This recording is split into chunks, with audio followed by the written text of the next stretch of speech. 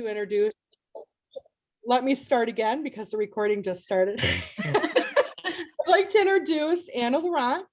She is an Alagille adult who's been in the community since, wow, I can't, walking in diapers. Yeah. We are so thrilled to have her here. Anna is an amazing advocate, not only for rare disease, but also for Alagille syndrome and for teens and young adults living with rare disease and chronic illness. She is the executive director. That's correct, right? Executive director of our Odyssey, which is a wonderful, fairly new nonprofit, co-founded by Seth Rothberg. And I'm sure she will give you a little information on that.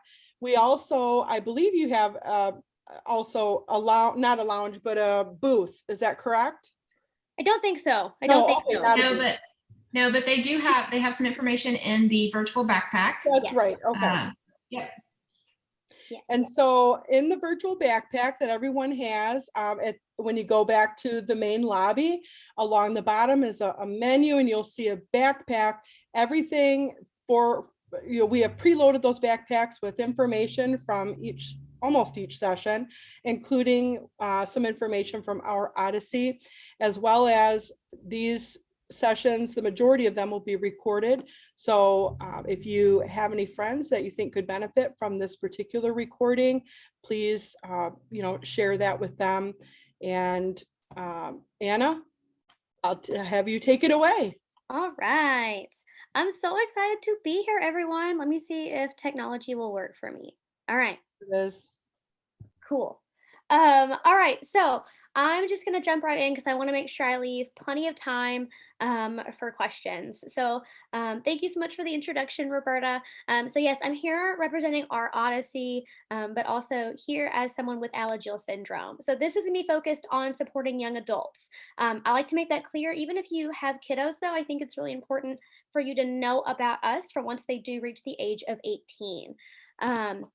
So a little bit about me. Anna Laurent, my pronouns are she, her. I have not updated this. I am technically the executive director of our Odyssey. My title before that was head of programs and initiatives, but basically I'm the sole staff member. That's what that means. And for those of you with Alagille syndrome and the chronic itch, you'll understand what it means to be a carpet and rug snob, because I have an itch, and the carpets that are like super soft or so unsatisfying when you're trying to scratch your feet.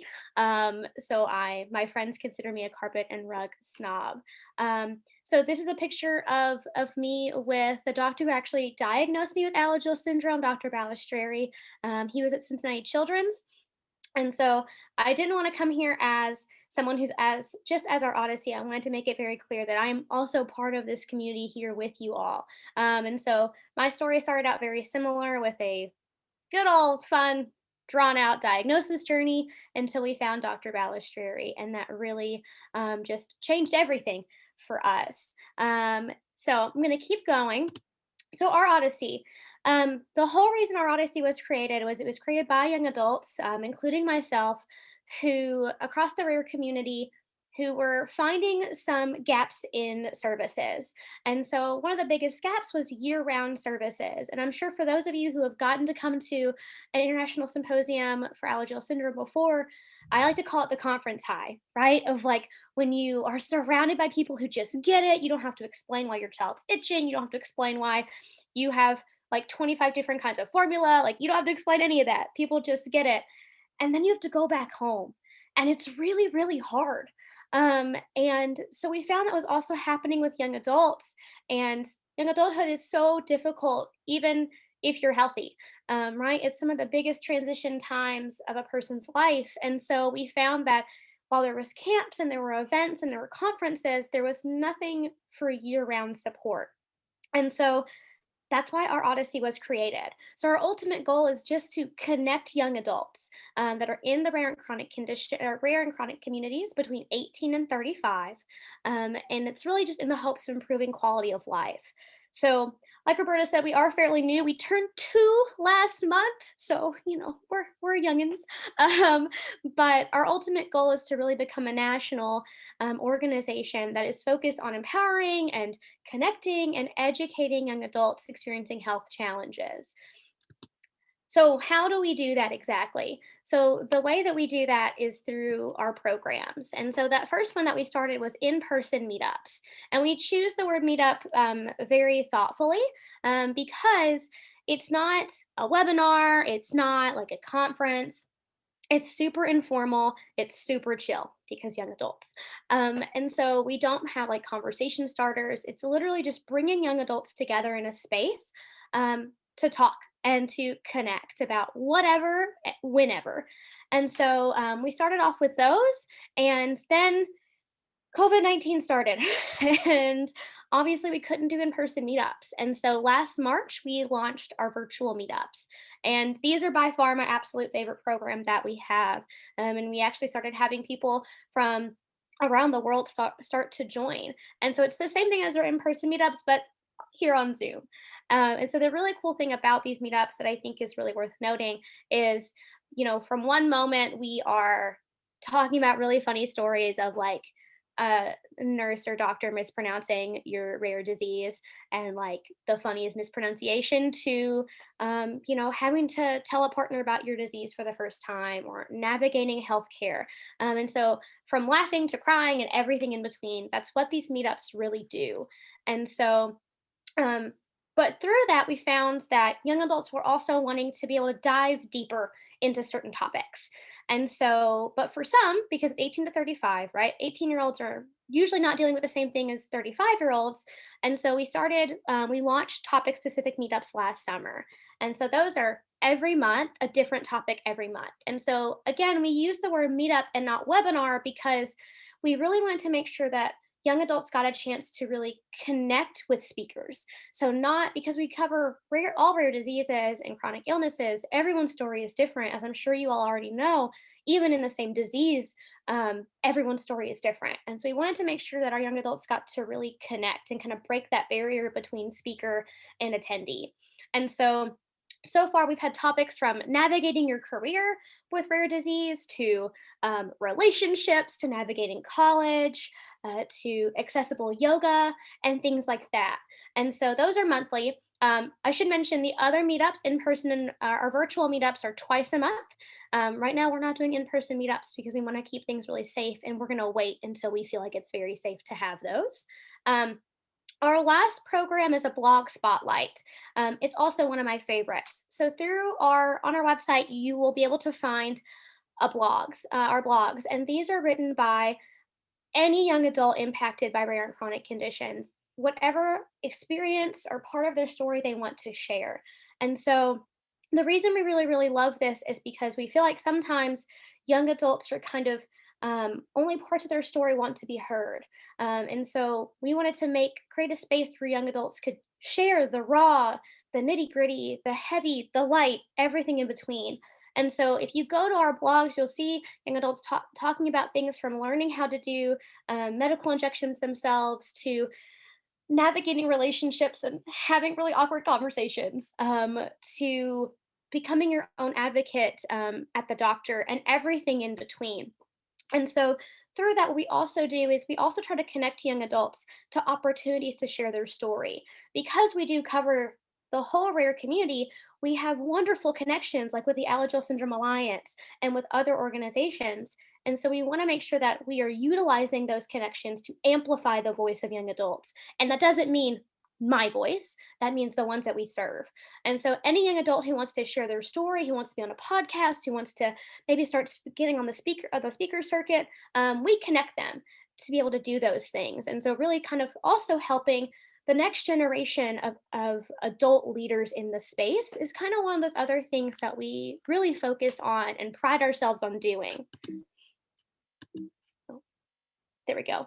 And so just to kind of, because again, I want to make sure I leave time for questions.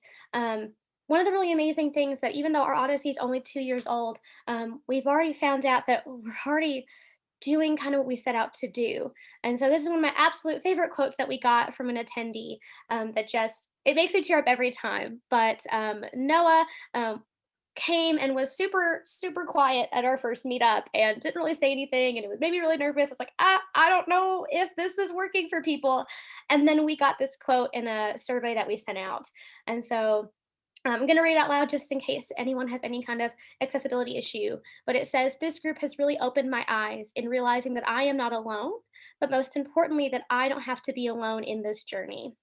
And so I just think that's really powerful.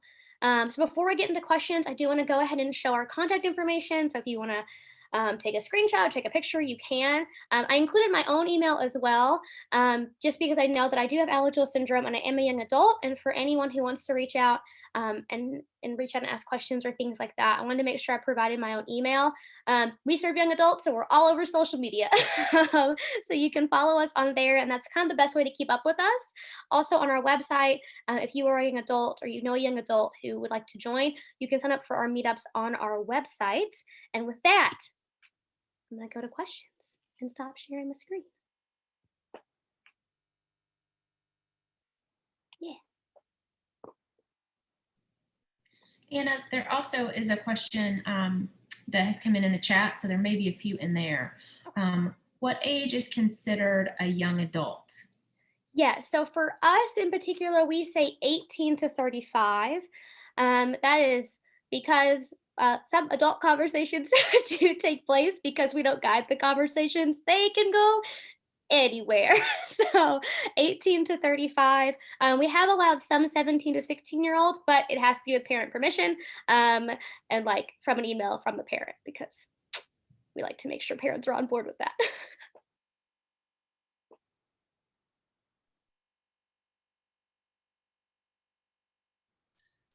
Anna, what kind of resources do you have on our Odyssey website for young adults that want to check out what you're doing?